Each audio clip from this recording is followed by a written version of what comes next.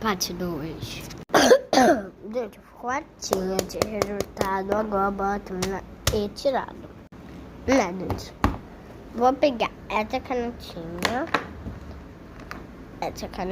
Gente, eu vou fazer essa cepa também de tirado, né, gente? Eu vou colocar no livro rápido.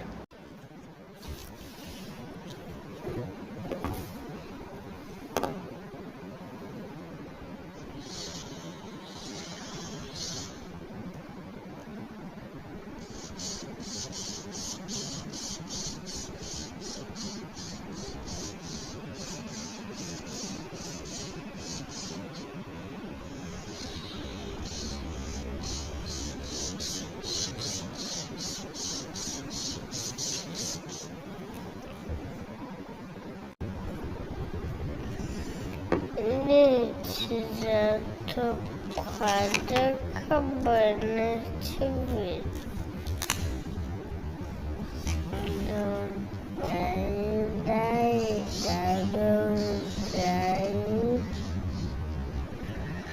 Que é?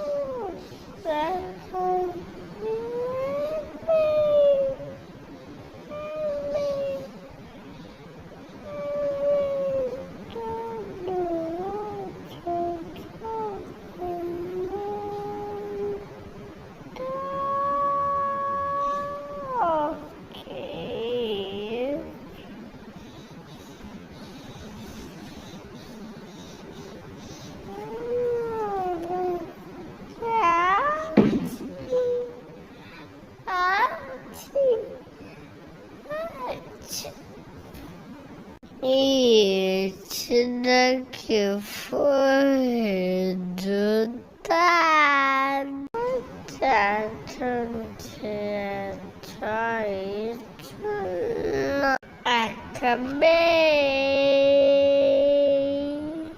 Acabei. Esse foi o resultado aqui. Já tem aqui o meu nome, ó, Agatha Liz. Eu vou te ajudar. Tchau.